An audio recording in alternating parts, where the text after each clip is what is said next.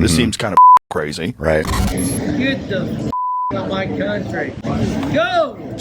Muslim. You don't do Muslims. No.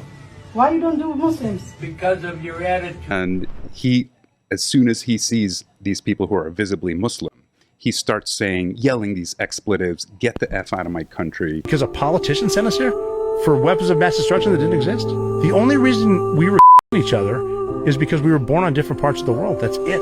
This is the Dean Show.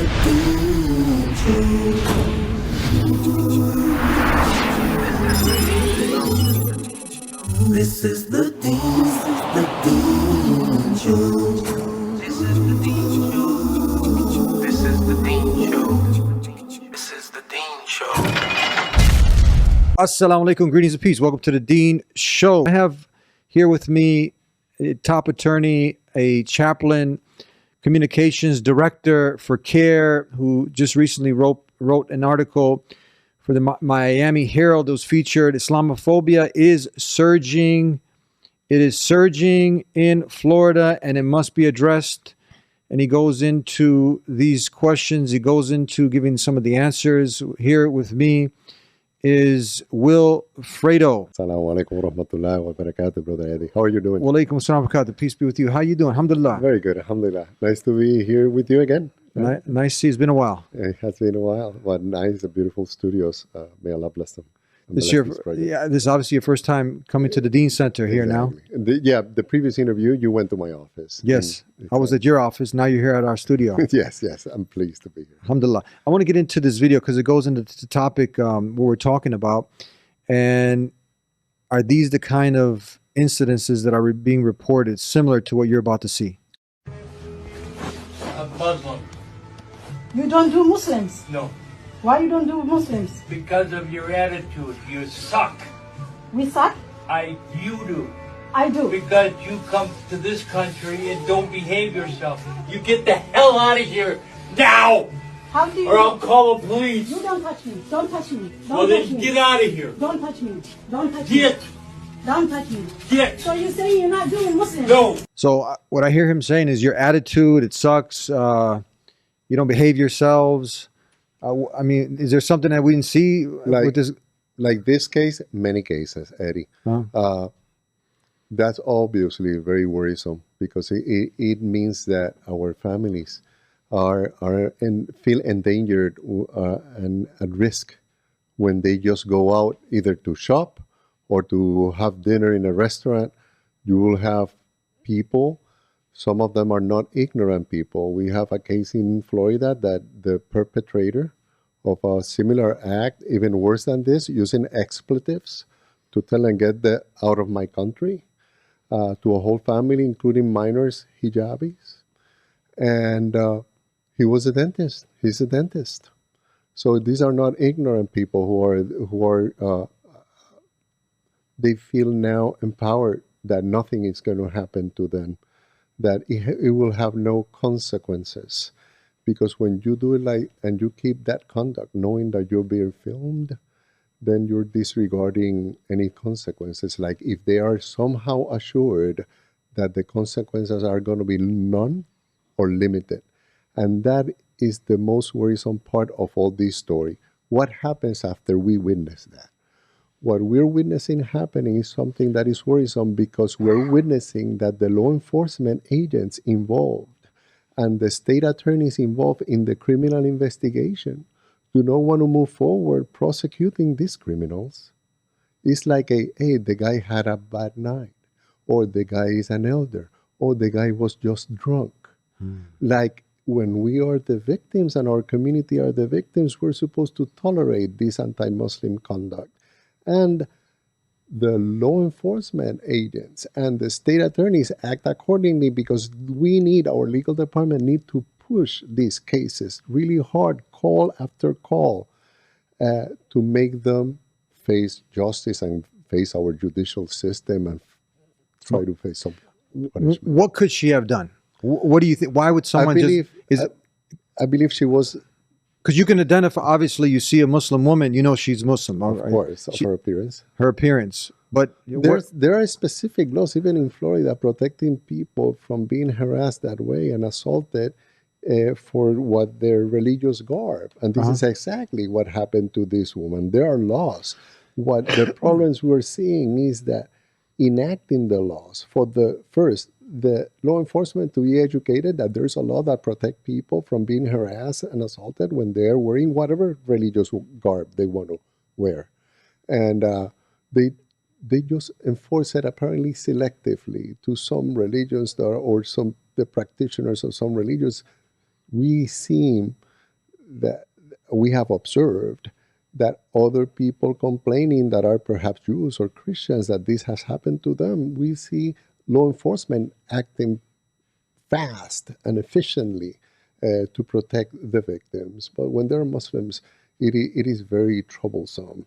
It is like a hurdles race that our attorneys need to push as if there were no laws to protect us, and the laws are there. The Constitution is there to protect our freedom of religion as well. But what we are facing the most challenging times is with the law enforcement supporting and protecting our community. Let me tell you one incident that was terrible.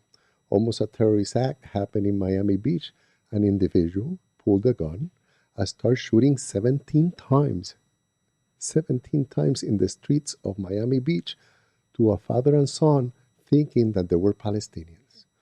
To this day, the mayor of Miami Beach or the mayor of the county have not assured the Palestinian or Arab populations or visitors in their counties and cities that they're going to be safe.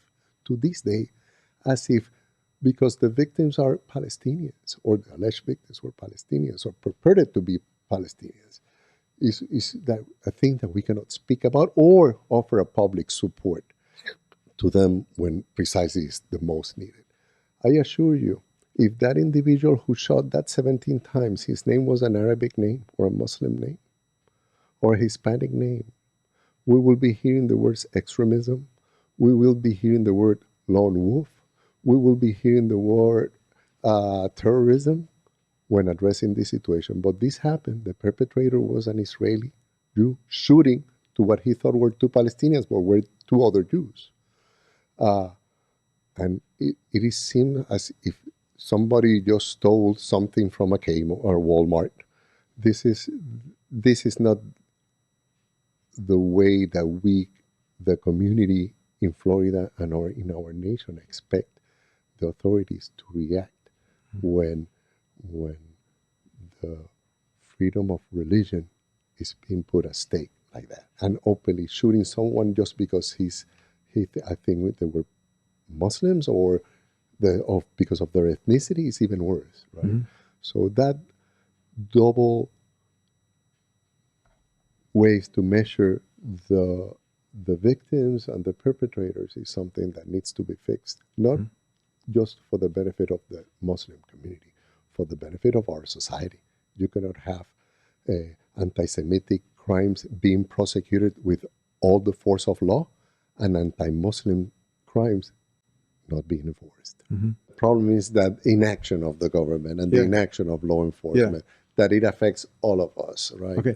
Now the dentists, okay, so this is an important point. This is not some hillbilly... No, they're not ignorant. There's people with studies, people that have... like the dentists. Like this recent case in Florida involves a dentist insulting and threatening. This is an educated man now. Of course. And this is on tape. You got this video. We got the video, and this is one of the cases where Omar Saleh, one of our attorneys, got directly involved with the police and directly and guess involved what? with the state we have Omar Saleh, Care Florida, here to my right. Assalamu alaikum. How are you? Assalam wa rahmatullahi. How are you, Omar? Alhamdulillah, doing all right. Great to be here, brother. All right, let's get into this video, and you give us a breakdown. Sure. How's that? Get the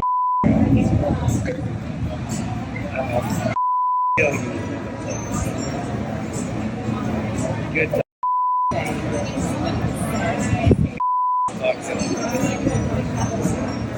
Get the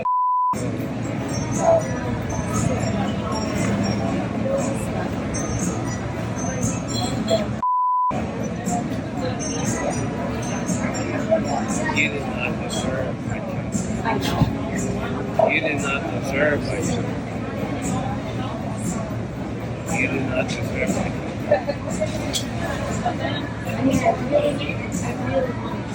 You do not deserve it.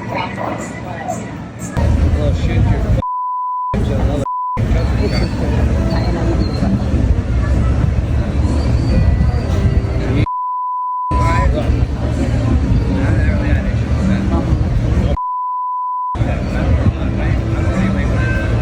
don't even fucking do anything.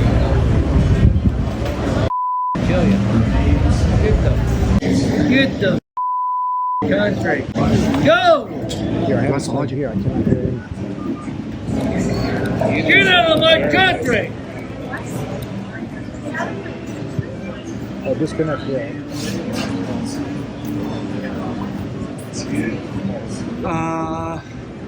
I'm in the Ventures in Liquid Ranch, and I have someone This is is how it threatening started. to kill me and my family. Stay, stay, stay, stay. It's 10707 Liquid Ranch Boulevard, if I'm not mistaken. Oh, there he is. I'm sorry? You have a knife on him? Yeah, the Ventures. My name is Amr, A-M-R. Sorry about that. That's okay. So what's happening here? Give us a.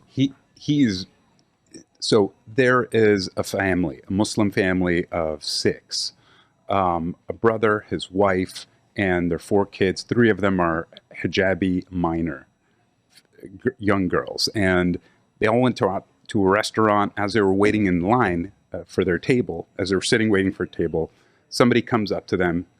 Well, he was seated, and as soon as he sees these people who are visibly Muslim, he starts yelling these expletives, "Get the F out of my country." Get the fuck out of my country.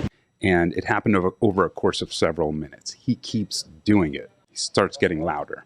What's disturbing about this is that these kids were born and raised in Florida. These are Americans. They're Americans, and they're being told because of their hijab to get out of it. He was threatening to kill them?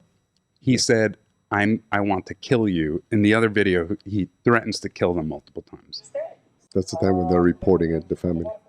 So he's on the phone to police? Yes. He's calling police. The bystanders come to he created a disturbance. So bystanders come to the scene to see what's going on. He's walking around. He keeps going. He doesn't just walk away. He stands up, and then in the other video, you'll see him just make some more statements. Extremely disturbing. Multiple expletives in front of these kids. Extremely offensive.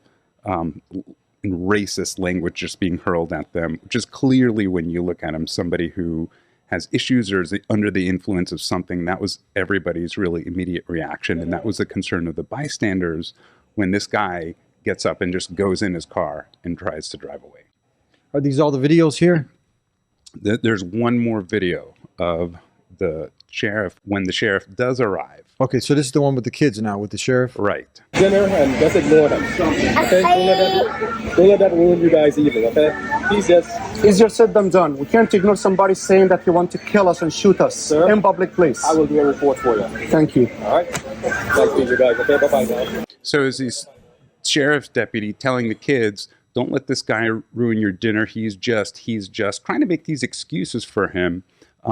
Not realizing that he's probably already a danger in the street. You can hear the father tell the sheriff's deputy, this guy's threatening to kill us, and you just want to let him go like that? And the sheriff says, I'll file a report. That's when we got involved. The funny part, that isn't funny in a bad way, is that a report was done, and the person described in the report had nothing to do with the identity of that dentist. Someone from another state of another race was the person specified in the police report. Could you believe that? So what we think happens is, it happens several times, is that police officers come to a scene and don't take a case like this seriously, which is extremely offensive. And had it been to any other faith, they would have taken it a lot more aggressively. As soon as we looked at the report, we see that they identify a black person who lives in Jacksonville, when what's clearly on the video is a white person. We had to do our own work through the license plate that was caught from the bystanders to identify who we then discovered is a licensed dentist in the area. That's what was most shocking. And so then we're talking with the detectives saying, hey, what happened was a hate-related crime based on 784.0493, a statute that's relatively new, passed by Governor DeSantis a few years ago. It's pretty new, and a lot of people don't even know about it, not even police. What is it called? Florida Statute 784.0493, and it makes any person who harasses or intimidates another person based on their ethnic or religious indicia possibly liable to a misdemeanor, or even more if it's coupled with a threat to injure. And what we had here is exactly what we believe fell under the statute. But first, it's just a matter of even getting to an arrest, because even if it's not under a hate-related statute, this guy caused a disturbance. And in any other context that you see somebody doing this, he would be arrested for disorderly conduct at the very minimum, if not assault to what he did to this family. But the sheriff is telling the detective who got assigned only after we got involved is saying that, well, I spoke with this person. He was having a rough day. Ultimately, it was his freedom of speech. My response to him was that we'll let the public decide. He didn't know what I meant. Wilfredo, through his communications team, they let out several videos of the incident with text showing what was clearly a hate crime. After the media caught wind of it, it was only within 48 hours that the prosecutor's office and the sheriff's department office called us to say that they were going to be filing an arrest warrant for the person. Well, so after you did what you did in having them enforce the law, 784, this law called 784, now they took initiative to go ahead and arrest him? Yes, they did arrest, and they did cite that statute in the arrest paperwork. Ultimately, spoiler alert, they didn't end up convicting under the statute, but they did charge with disorderly conduct. Wouldn't have happened at all had we not only dealt with the police, but then the prosecutors, who are reluctant to push cases like this for whatever reasons they have. But it did take several months of us working directly with the prosecutor's office to file charges. And as you see, it's legal pressure from our attorneys and media pressures, putting out a press conference, a press release, making more public these videos. These videos went viral. It was only then that we acted, and we see that the story did not end with a victory for justice at the end of the road. Why? Because this individual was just charged from disorderly conduct after threatening a Muslim family just for the way they looked.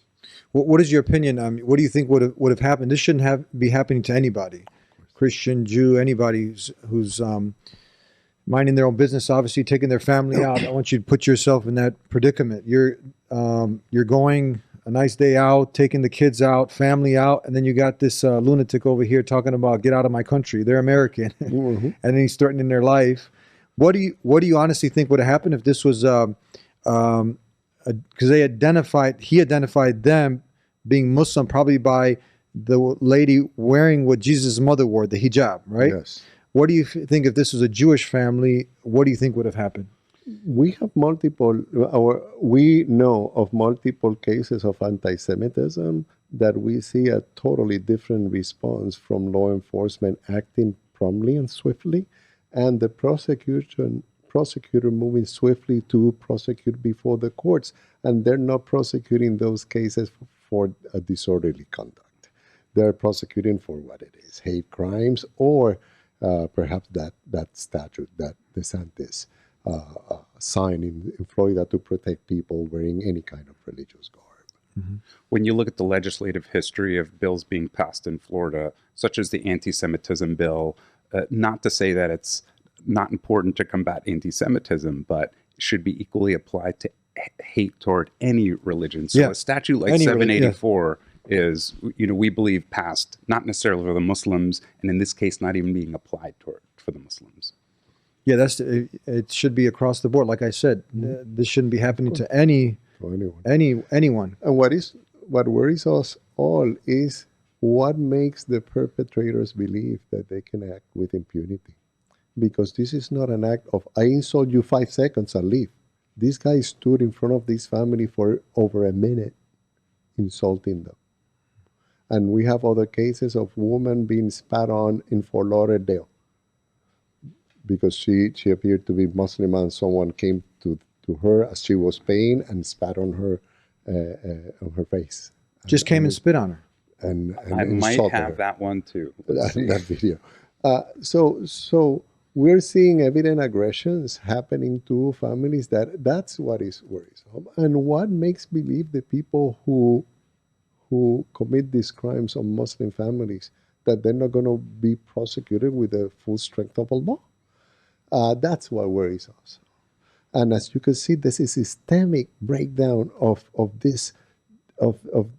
the implementation of the justice apparatus. From the law enforcement, when we have in the case of the dentist, a detective and a policeman or a sheriff who misidentified the perpetrator, to then the state attorney, who's supposed to be the highest authority of law enforcement in your county, just laying back and saying, hey, I don't see a case here. This guy was just drunk. This is an elderly, poor guy. I don't see a big crime happening. And he ended up perhaps to shut the media out and shut the pressure, accusing the individual of disorderly conduct when this guy was filmed communicating a threat. We're talking about a licensed professional. So when somebody gets behind his chair, if it happens to be a Muslim, what is he thinking? And several years before that, the story that Wilfredo told about a lady getting spat on at a Walgreens because of her hijab. She was a licensed therapist. Just 2 months ago in Lee County, somebody was at a Costco wearing a Free Palestine shirt. When he walked out of the Costco, he saw 2 stars of David carved into his car. When they pursued the person for vandalism, he was a licensed radiologist in Lee County. So we're talking about not degenerates as you might compare to other, these are like educated, certified people who actually might treat a Muslim.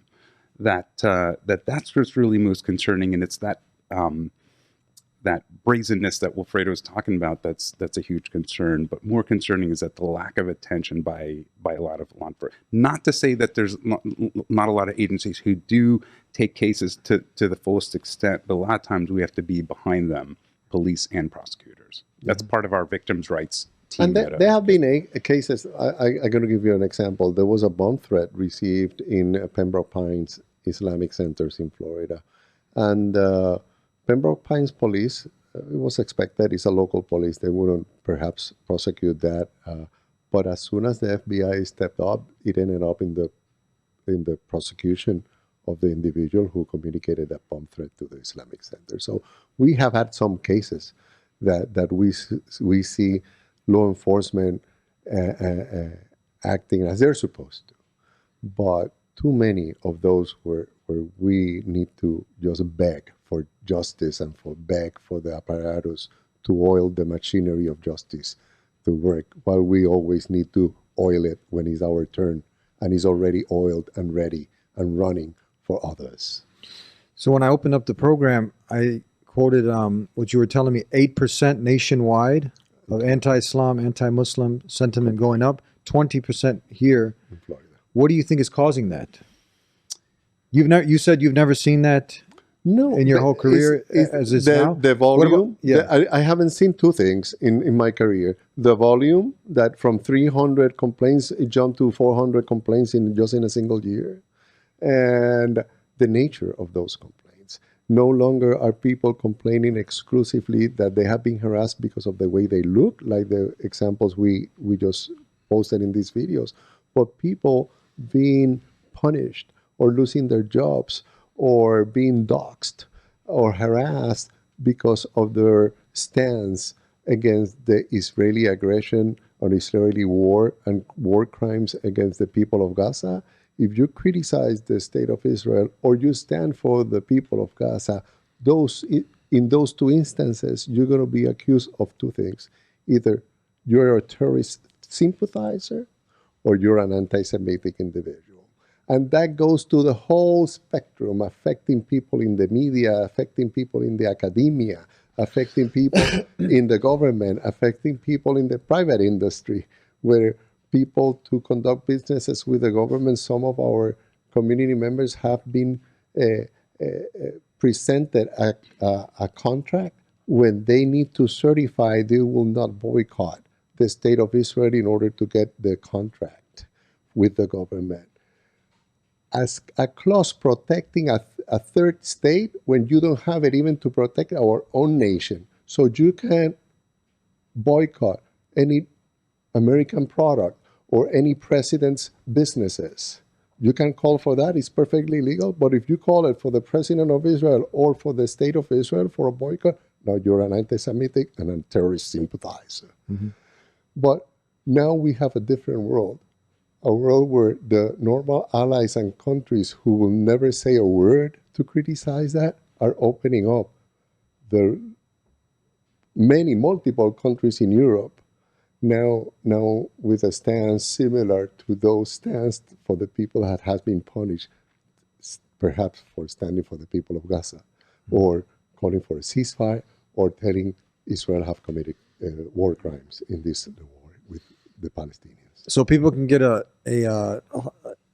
holistic perspective. I want to just play this clip because it goes into now criticizing what's happening there, and this is coming from Joe Rogan. Reasonable person would look at Gaza and go, this seems kind of excessive. Mm-hmm. This seems kind of crazy. Right. It seems kind of crazy that 70,000 people or whatever it is are dead, including women and children. Mm-hmm. Like, this is the only way to do it? Really? Yeah. Any reasonable person, that doesn't make you anti-Semitic. It doesn't make you anti-Zionist. It doesn't make you anything. It just doesn't make you pro-Hamas. Like, no, it could be pro-human. Yeah, human beings. I don't think humans should be murdered. Yeah. Just that sounds so reasonable. Question of what I think is causing the uptick in incidents like this is the racist rhetoric and prejudice, not just by the mainstream echo chambers of racists that we know, but we're coming from elected officials like Representative Randy Fine, who openly in public spews hatred toward Muslims as a whole. And when people look at tweets from somebody who holds public office, it makes them think that, well, if they do something, why should they be reprimanded? Same with anybody in power who isn't being inclusive and is making insults toward any faith, which we can cite several examples. I think that directly is a cause of the uptick. But and then I guess not to shift immediately, I know the team can work the magic, but on the suppression and the shifting the definitions of what anti-Semitism is, like this in this video, is extremely dangerous because it waters down true anti-Semitism. We're some of the first people to call out if there's ever vandalism toward a synagogue or a Jewish person. But when we say free Palestine and they put us in that same bucket, extremely dangerous for Jews and also clearly the movement to end the genocide. And that's exactly what the strategy is for suppression. We see it from the top down. And there have been always significant levels of anti-Muslim and Islamophobic sentiment. When Omar started working with us 9 years ago, one of the first events that he needed to be directly involved was working with the Islamic Center of Four Peers that was burned to the ground by an extremist Jewish. None of the media coverage mentioned the religion of the perpetrator. We did not mention it because it had nothing to do. This was a criminal who just burned a mosque out of hate for Muslims. It could be Jew, it could be even a Muslim who hates Muslims. But you see how that is treated totally different. When that individual committed the crime, the religion, his political views were not of no public discussion. That type of crimes, even that type of crimes have happened here in Florida, where multiple mosques have been burned, as a matter of fact, but that one was burned to the ground. Any reasonable person would not attribute an action of one to an entire religion, but what the problem is our public officials are doing just that, and that's what's making it most dangerous. I believe we are in a state similar to that immediately after the September 11, our community. We probably don't want to recognize it, that we are being pushed to that limit, where we are being the consequences it has had in with our kids in schools, with us in our jobs, and also in the public life. safety and security concerns, we are in levels no less than those that I suspect the community were immediately after September 11. And the rhetoric and the discourse still have not gotten any better, but on the contrary, the levels of repression are being to those who speak against war, even if you're a pacifist, even if you, notwithstanding which are the parties, this country have criminalized the pacifists of this country. The legal system is after the pacifists. It's not a matter of Gaza or not Gaza.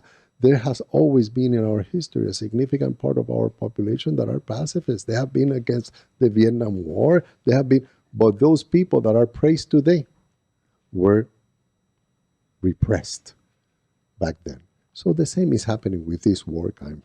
The people that are exposing the war crimes, we have a totally, what Americans need to understand is that we have a totally different discourse here in America regarding the conflict and the war in Gaza than the rest of the world.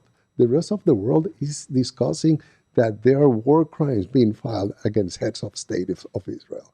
The rest of the world is discussing how we're going to detract the state of Israel for committing more war crimes. This is the public discourse in the rest of the world. And we want to pretend we live in a bubble where we're going to hear the version of the American government and the Israeli government and just take it as true. So now that more and more countries and more media are daring to perhaps expose a little of the truth there, is when they are facing perhaps the most challenges. So we need to open our minds, and perhaps media has helped us that way. Seeing that was fully intended to be repressed and not shown to anyone, the war crimes that were happening there. What do you think when we showed the video earlier of the woman who was taking her son to go get a haircut, and then the barber refused to cut, you saw that video, right? Mm-hmm. To cut his hair, and it kicked him out. And he said, she said, why are you doing this? He said, your attitude. What else? He said, you guys don't behave here. So what is he seeing? What is he identifying Muslims with? What is he seeing? And do you think was she misbehaving? Did she have a bad attitude? Eddie, people that hate, this is what we are trying to convey the general public. Yeah. That haters will hate for no reason.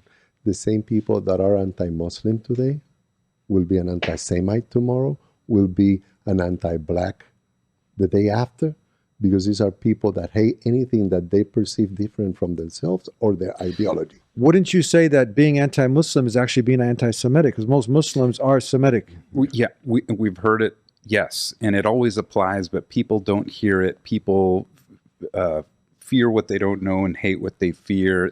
A lot of people just still, 20 years later, they just don't even want to know about Muslims. They just listen to what's being shown to them by the people in high places. And that's why it's incredibly dangerous. They look at it without even knowing a Muslim, see what they see on social media, and paint a broad picture when we know not to do that. Nobody should be doing that. I'm sorry. I'm talking about the same incident on the barber shop. I believe this lady, first, there's nothing in her behavior that was wrong. I believe there was something in her behavior that she endangered herself. Mm-hmm. When she was filming the what was going on, as she was being asked to leave, and not to leave as fast as she could from that premises, she put in risk her safety and her son's safety at risk, right? But other than that, whenever you face an act like this mother face, if you can film it, that's the first thing you should do. Try to open a mic, open a video, start documenting what's going on, but think of your safety first. You say, you don't want to, let me super document this. I'm putting my family's or my own safety at risk. What do you, as two attorneys now, what is the situation now, taking this situation, and what is his right now? His right, does he have a right not to cut his hair? Does he have a right to, and if you find yourself in the situation where obviously he's kicking her out because she's Muslim, like what laws is he breaking? And then what should she do right away? Oh my, could you tell what is the Yeah, I situation mean, for if he's being kicked out, if she's being kicked out just for her race or religion, absolutely, that will be an accommodation issue because the barbershop is a place of accommodation. They cannot. So he's breaking the law. Yes. Now, the thing is, like Wilfredo said, and of course, as attorneys, we're always going to say, we want to see the full picture. Was there anything before the video that could have transpired? But just that's all I was asking. I was like, okay, what in that short amount of time was her attitude? Was she misbehaving? I didn't see anything, and I would hope in whatever state she's in. Was this in Florida? I don't know what this video is. Whatever state, they should definitely contact an attorney soon and explore possible cause of action for it. It shouldn't be. I mean, if this guy wants to cut hair in private, that's one thing. But if he's holding himself out to the public, he can't do that. Mm-hmm. Sometimes people refuse to serve, a refusal of service, but they don't give any explanation. Mm-hmm. And that's precisely to protect themselves. That my inner explanation was that I don't like Muslims, right? Mm-hmm. But in this case, was totally different. This guy was exposing his motives. I don't like you. I don't like your people. I don't like your beliefs. Leave. I'm not going to serve you. We've had similar cases like that, which are much more serious in popular chain restaurants when a lady's going to go in to make an order and they actually call the police on her. A woman came to a gas station in Broward many years ago and gave 20 to pump 2. And the guy threw the 20 back to her. He said, "We don't serve your kind of people like that." And she was a hijabi. Sheriff came. Sheriff tried to persuade the individual, hey, she just wants service. She poses no threat. No, she has a hijab. She cannot be, I'm afraid of my safety. So where was this? In Broward County, perhaps like 8-9 years ago. Yeah. It's a gas station, so she's trying to get some gas, and he threw her money back? Threw money back, and we don't serve your kind of people. Those were his words. We cannot reveal any more details because of legal aspects, but it wasn't an easy ride for the gas station after our legal team got involved. Yeah. But that happens, and that kind of refusal of service, open refusal of service. Mm-hmm. It's nothing new that hasn't happened in history, but what we're seeing now is that people are being more brazen about it. They feel like right now they can do it.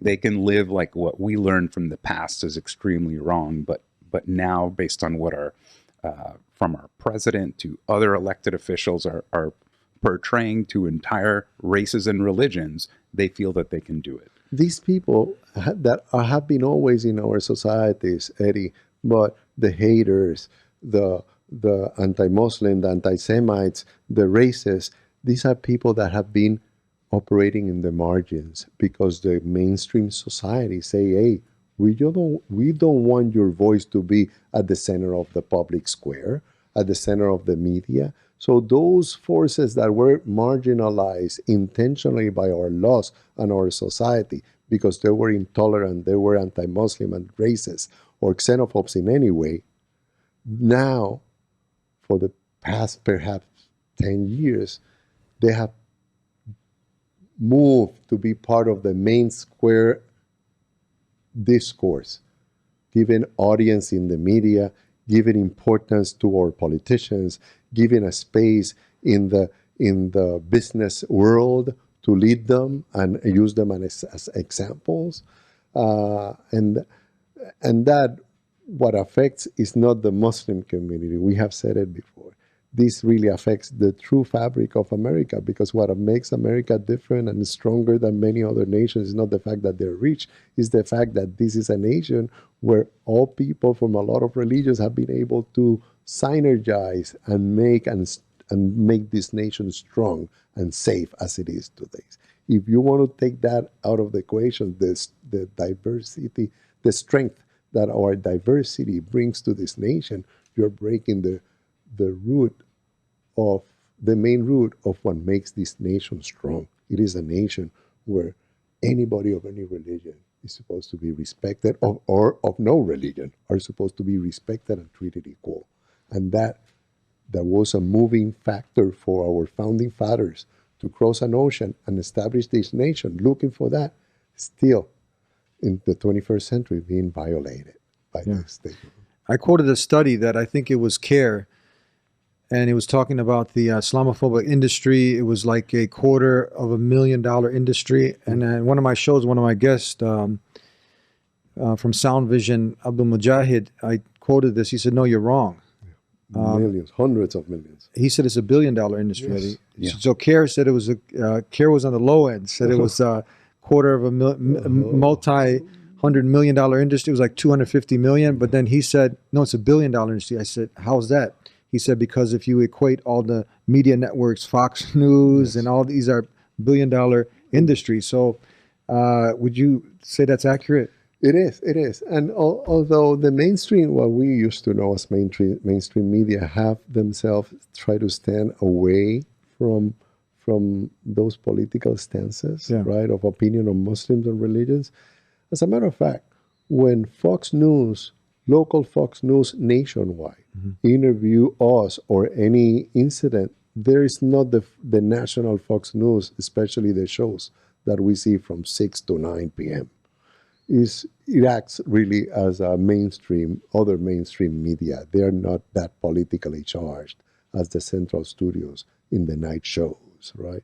So that means that media do recognize our presence nationally and in Florida, right? In Florida, we are over 500,000 Muslims.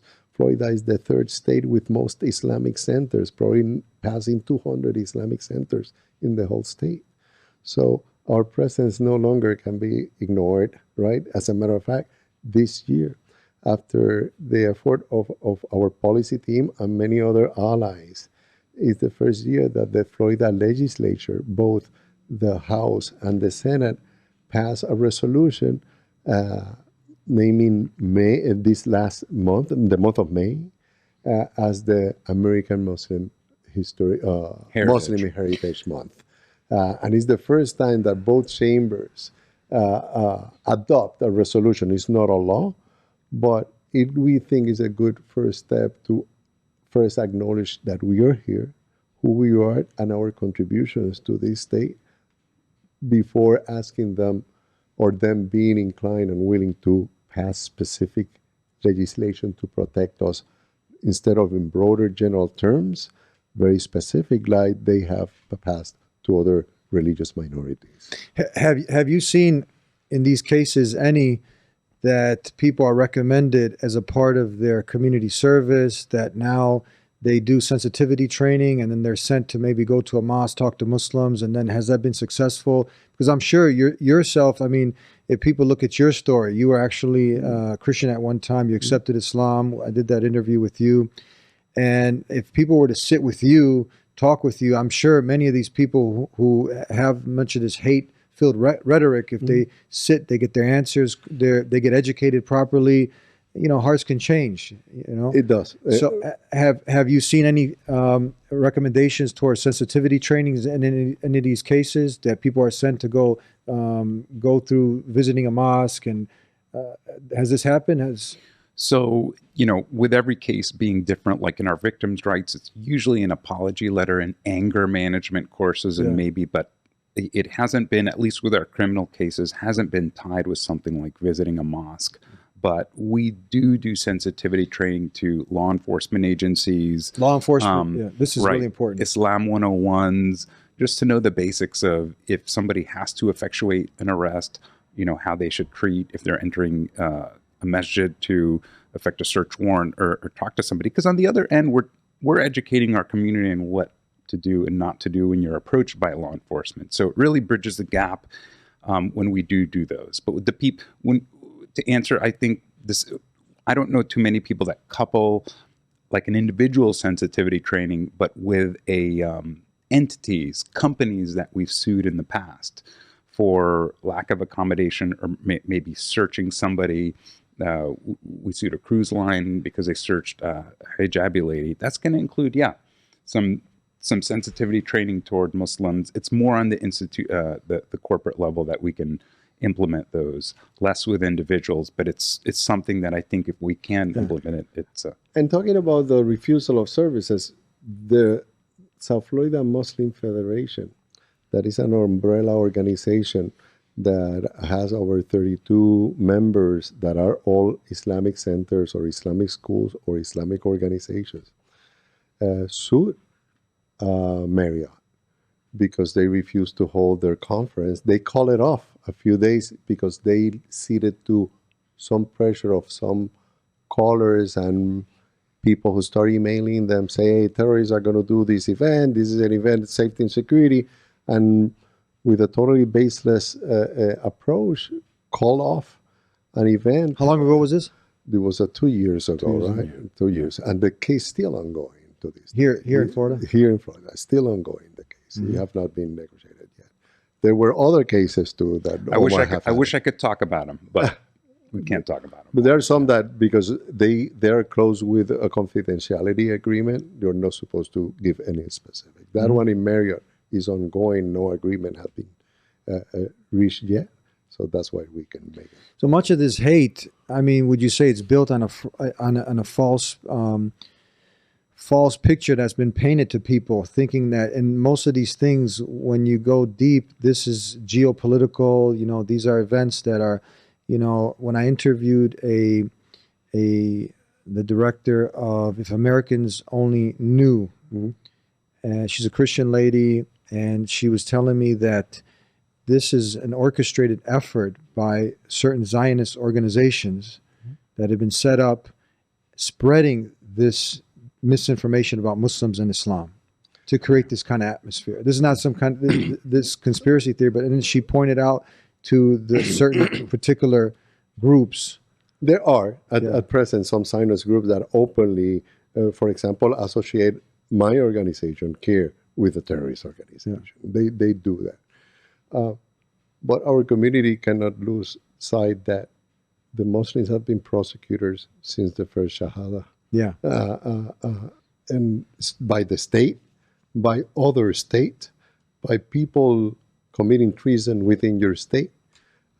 So we have been practicing a religion that have been spreading and growing exponentially in the whole world for the past 1,400 years, notwithstanding the levels of oppression that they go up to the extremes of wars and to the extremes of ethnic cleansings, that the ones that happened in Al-Andalus, that I was just reading an article last week where it says, where someone is documenting as a factual, with a factual scientific basis, the ethnic cleansing of Moriscos in the 16th century of Spain. So even in the 16th, 17th century, there were the ethnic cleansing that started in 1492 did not end it up until a couple of hundred years from Spain. So that kind of information and evidence that where people see this is how this community, worldwide community of Muslims have spread it around the world and have survived, notwithstanding the greatest powers of the world at this, being against them, right? We hear of empires trying to squash the growth of Islam. The truth is that no one have been able to stop the growth that right now is growing at level unprecedented. This is the fastest growing religion in Latin America. Is the fastest growing in Latin America, where is the fastest growing religion here in America. What we see is churches diminishing in population. These are factual, and churches diminishing in those that visit them, and more mosques being open, and the congregations of the mosques keep growing, more schools.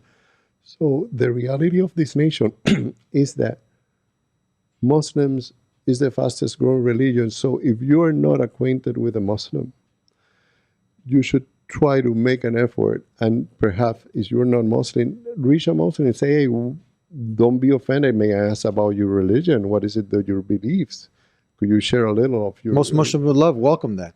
Exactly. And I believe it will go a long way. It will go a long way because more and more it will be more common that the teacher of your son will be a Muslim, or the doctor taking care of your son or yourself will be a Muslim. And because the growth and in And the ramifications of employment that we have decided are ramifications that are in a great deal of contact with the broader community, university professors, doctors, engineers, business owners, market owners. So these are people that contact and affect thousands of people in their surroundings. Right?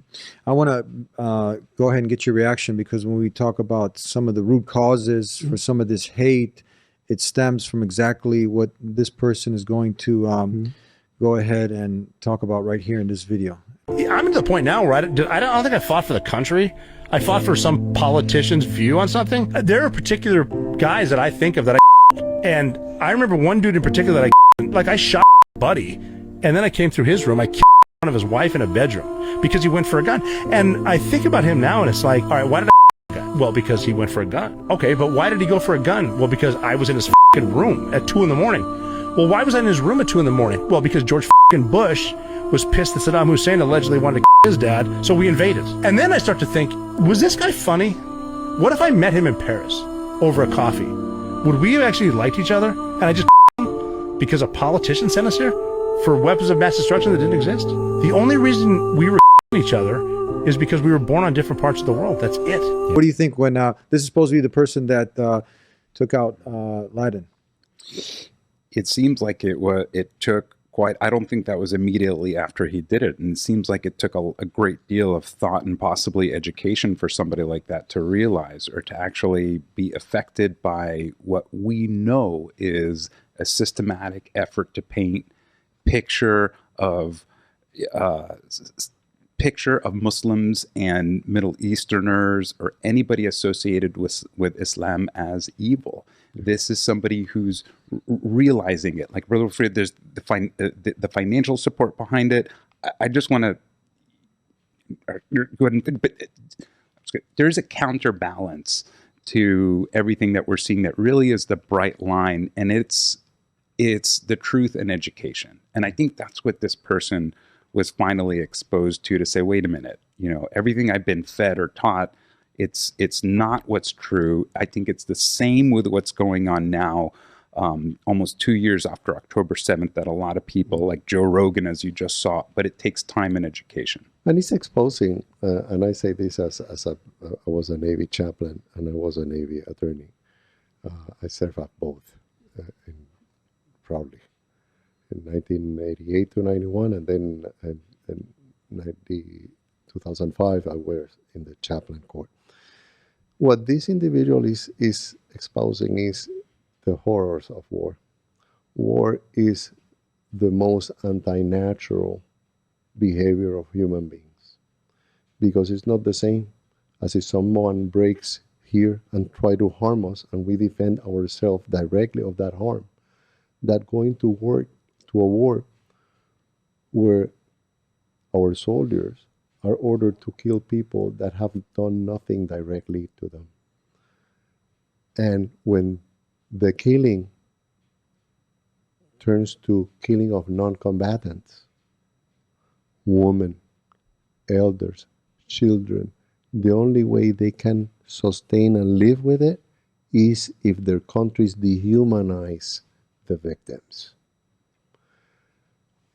I assure you that from the war on Gaza, there are going to be thousands of Israeli soldiers that are going to be suicidal, that were not suicidal before, and are going to live the rest of their lives thinking, should I take my life today? We've seen that, yeah. Exactly. This is the price that our veterans pay, especially when you wage wars that are not clearly a defensive war of your country. When you go to Vietnam, when you go to the Far East to engage in wars with people that have done nothing, absolutely nothing against us or our country. What have the Gazans done against America for us to aid in the order of billions of dollars and military intelligence for that crimes to be happening? What have the people of Gaza done to the United States of America to deserve That's 17,000 children to be murdered in a year by any country. We have a very loose tongue calling Putin a war criminal. Putin have not killed 17,000 Ukrainian children. And we call him a war criminal. What do we call that person responsible of killing 17,000 children? But we are too shy, we are too scared. I mean, the general, not the Muslim community, the general American community, to stand for justice. And all of us will need, and all of those in power will need to give an account to their children and grandchildren. You were a politician when this war was happening. What were you doing? Oh, I was approving thousands of millions of dollars and bombs to be thrown on these people. The equivalent of 5 Hiroshima and Nagasaki atomic bombs, the equivalent of 5 atomic bombs have been dropped in bombs in Gaza. That is not atomic, is the only difference. But the TNT power of the bombs thrown there is equivalent to 5 atomic bombs.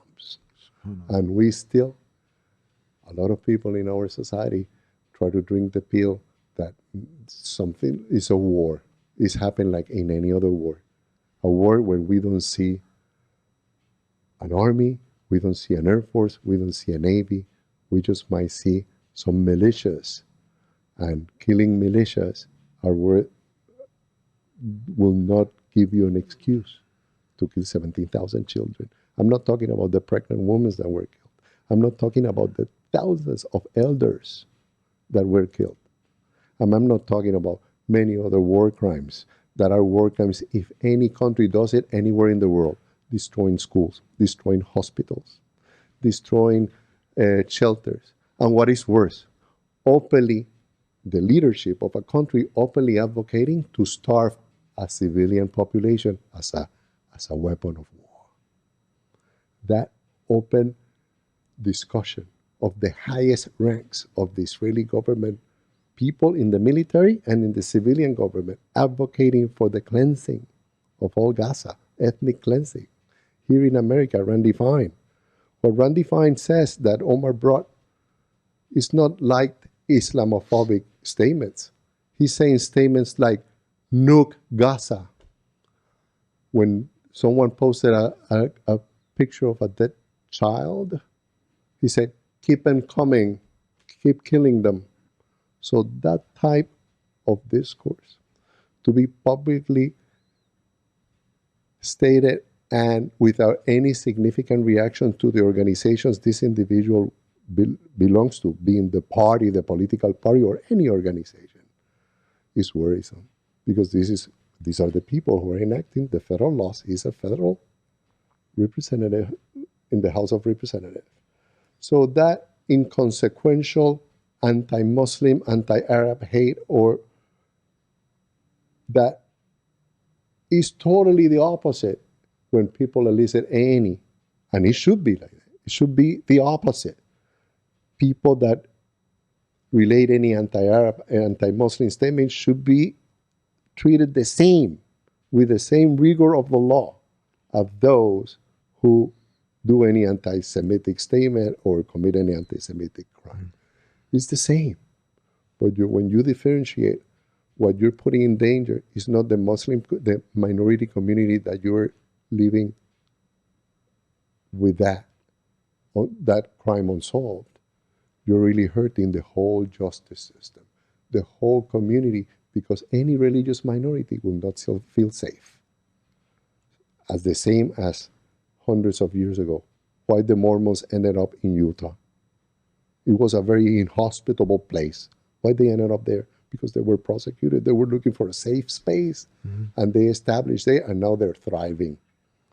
There was a time in America that Catholics were not allowed to build and construct churches in New York.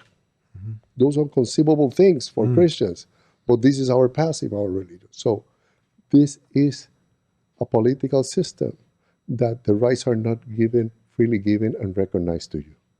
The rights are there, but you need to learn them, grab them, and exercise them, and assert them being assured that you know them, and that you know that the law is behind you, and that you know that the Constitution is behind you.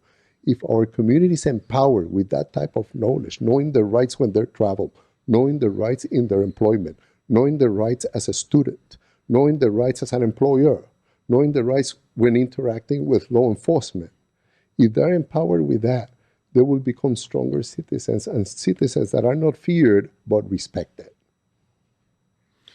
Beautiful. As we conclude, go ahead. What were you going to say? When we sued the governor in end of 2023, what we were telling everybody, and it still stands, is that this was not a Muslim thing; it's a constitutional thing. When they were trying to shut down Students for Justice in Palestine, this was not for Muslims; it was for protection of our freedom of speech under the Constitution.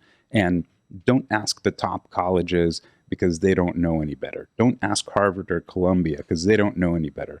Don't ask physicians who are being fired, some of the top scholars in the United States, because they don't know any better either. And you know what? Don't ask Jews who believe in free Palestine because they're not true Jews. And that's actually what we hear from Zionists. We've heard it from the mayor of Miami Beach calling a Jewish person not Jewish just for calling out the genocide. And what I think is utter and complete denial. Let's spend just a couple minutes before we conclude going back and talking about this beauty of Islam that is drawing people to it, despite all of the hate, the misinformation, the billion-dollar industry, and all of this push to get people frightened about Islam, manufactured fear. You go to a movie theater and then it's nothing real. It's manufactured fear that they want to get you scared. You look for that. So people are scared of something that they really shouldn't be scared of. They're scared of Islam, but if they sit with someone like you, if they sit with a Muslim, a scholar, they visit a mosque, and we want people to visit mosques. We want people to come and talk with us, ask these questions.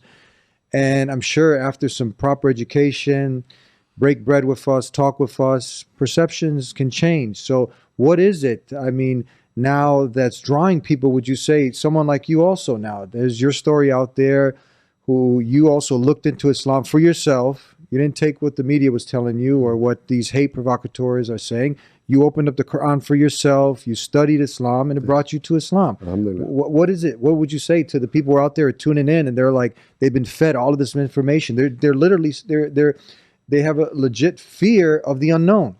I believe if I may propose to a non-Muslim to go ahead and hear it from no one, get a Quran and read the Quran. Hear it from no one, read it, and come to your own conclusions. I'm not saying that it's guaranteed that you're going to embrace or not embrace Islam. But what is going to be guaranteed is that you will understand 1/4 of the population that you probably do not understand. And living a life ignorant of the true practice of almost 2 billion people around the world is not a good way to live, right? Travel, if you can travel.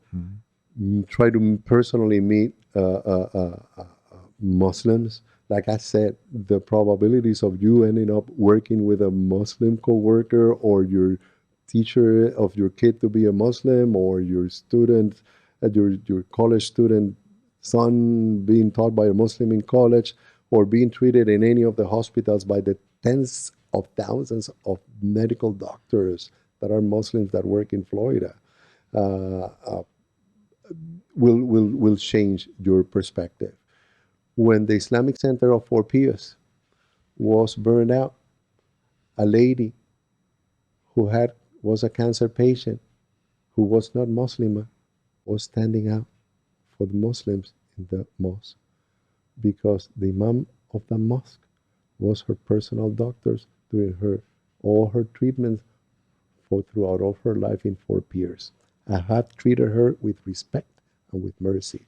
And when his Islamic center was burned, even though she was not Muslim, she was standing there. Why? Because if you practice any of the Abrahamic religions, if you consider yourself a true practitioner of Judaism, of Christianity, of Islam. And there is no mercy or no justice in your equation of your religion, you need to review it. Because nothing that is justice, mercy, can come from any of those three Abrahamic religions that, after all, recognize our Lord, the Creator, as the Supreme Lord. If you're practicing a religion that recognizes our Lord as the Creator and your Lord, and in that equation says there is some justification for injustices, you need to review it. Mm-hmm. You are not a true Jew if you think that of Judaism. You're not a true Christian if you think that of Christianity.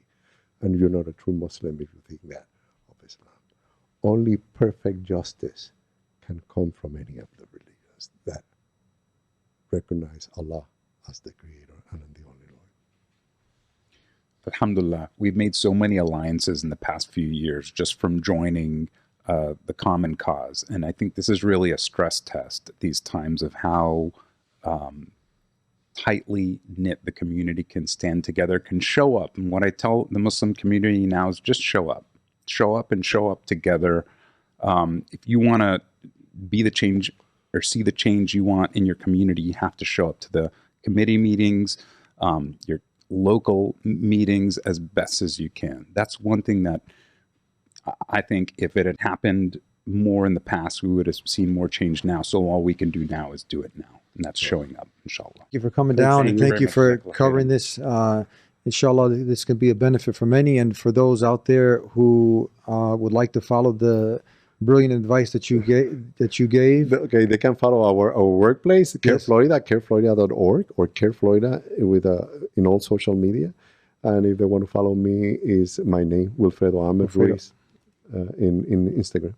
So you're there in South Florida? We are physically in South Florida, but we serve the whole state. Whole state. Same with you. Yeah, we're in the South Florida office. It's your office. We handle cases of racial and religious discrimination. We educate the community and really letting everybody know that right now, especially right now, it's important to show up together. We're in this together, inshallah. I've been blessed with devoting the last 13, 14 years of my professional life to Care Florida. Mm-hmm. The reason that moved me is our purpose. That is to serve our community and allow them to freely practice their religion in this beautiful country. That's what we want to do. May God Almighty Allah reward both of you. Ameen. Thank you. And if you want to take Wilfredo's advice and you want to open up this book, I'll make it very easy for you. It's a gift from me to you. Go to TheDeenshow.com. We'll get you a copy of the Quran for free from me to you. And we'll see you next time. Subscribe if you haven't already. Until then, peace be with you. Assalamu alaikum.